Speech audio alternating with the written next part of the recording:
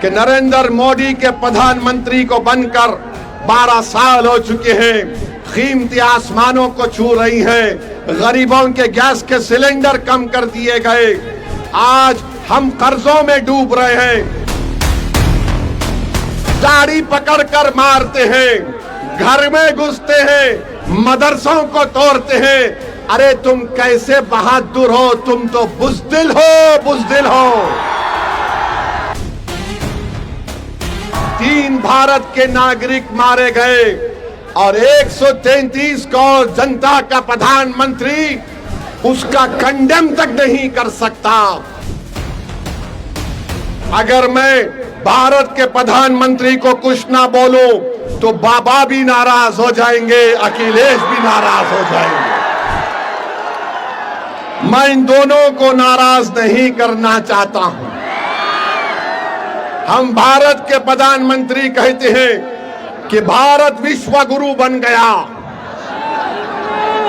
तो हम उनसे पूछना चाहते हैं कि आज ईरान और ओमान के दरमियान में समंदर पर हमारे कश्ती पर भारत के नागरिक पर जालिम डोनाल्ड ट्रंप ने मिसाइल दागकर हमारे 3 भारतीयों को जान से उनकी जान ले ली, उनको मार दिया।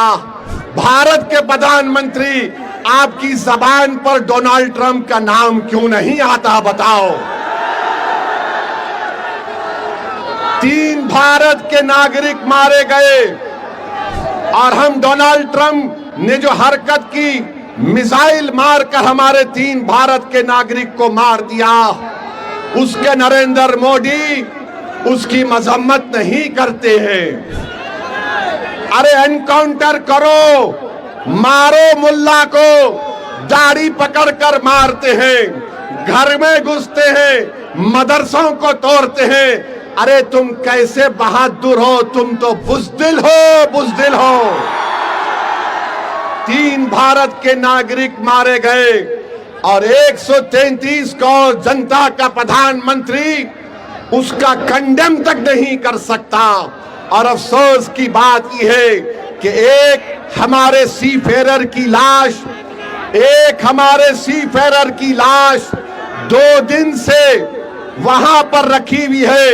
उस कश्ती का कैप्टन वीडियो बनाकर हम तमाम से अपील कर रहा है कि बताओ इस देश के प्रधानमंत्री को इसकी लाश कम से कम उसके घर को पहुंचा दो, इसके घर को पहुंचा दो।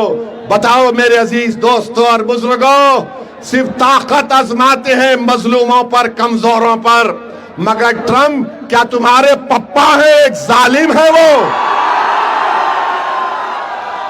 ट्रंप पर कुछ नहीं बोला जाता।